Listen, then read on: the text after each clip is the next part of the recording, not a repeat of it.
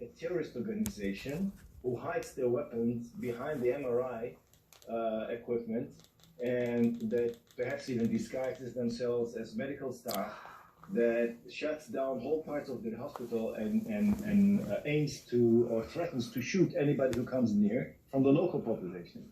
That's extremely hard. And just take into consideration the fact that we have so much power and force, but we've been waiting for days to inform the hospital staff.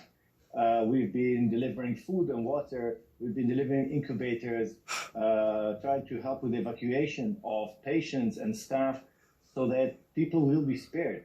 But we know that underneath this hospital is one of the largest nerve centers of the Hamas terrorist organization, so we have to get there. There is no other way. We can't just let that be.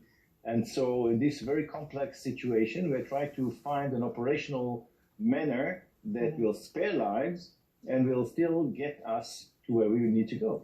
I know there's been some initial pieces of evidence to suggest what you're saying, that it was being used as a nerve center by Hamas. I know some senior U.S. officials have said they have also seen evidence. Do you think that the IDF will provide further evidence of that? Because I do think that people were very critical, obviously, of Israel and the IDF, because a hospital is supposed to be a safe place during war. Will you have further evidence to show people, to indicate that, as you say, that this was a nerve center for Hamas? We are working very hard to make sure that that evidence can be made public so everybody will see.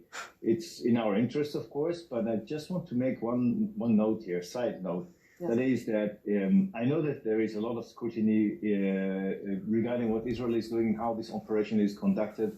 And I don't mind. I think that is part of Israel being a democracy, trying to fight the darkest of regimes that exist.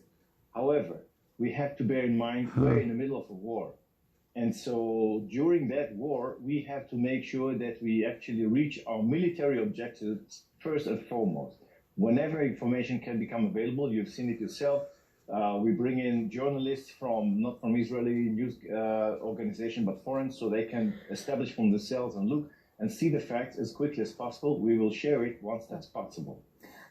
This past week, as you know, Prime Minister Trudeau's language shifted, I think, a little bit around Israel's actions in Gaza. He called for maximum restraint from Israel, which prompted that response from your Prime Minister.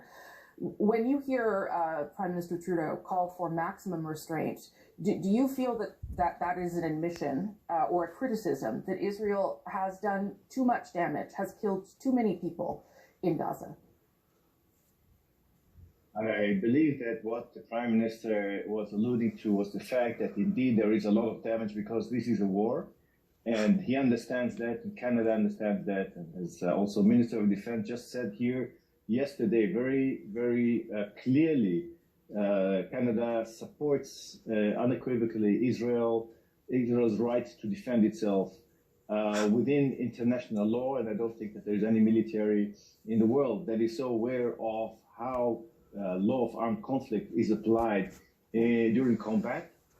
So when the Prime Minister talks about these issues, it's actually re-emphasizing what we're doing. And so both Prime Ministers actually meant to say the same thing, that Israel is trying to do as much as it can to spare lives of those who are not involved and make sure that those who are responsible for this horrific terrorist attack that took place on the 7th of October will be held accountable. Well, I'm not sure that you're. Yeah, I'm not sure. You're a liar, sir. I'm not sure that your Prime Minister meant the same thing as Canada's Prime Minister.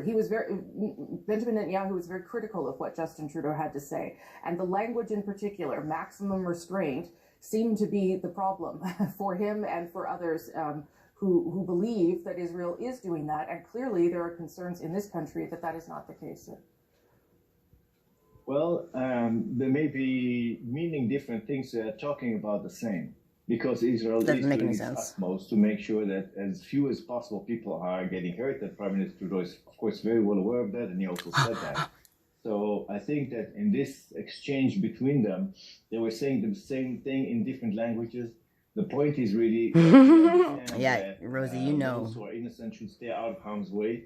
The question really is, Innocent who's life behind should it? stay out of And harm's so way. when Israel is showing restraint, that doesn't mean that You innocent bomb lives will them. be spared, because Hamas is pushing them into the forum. Hamas is forcing them to stay in locations which have become military Ethnically cleansing these targets. people. So in international law, when we are talking about law of armed conflict, we are also talking about innocent civilians being killed, because that is unfortunate part of war. And we all know that. But once Hamas weaponizes a kindergarten, then that kindergarten may become a target. That's as unfortunate as it is. That's a target. We but okay with this? Try to do whatever we can to avoid that, and to Ambassador? avoid harming those who are not involved. Ambassador, we'll leave it there. Thank you very much for your time today.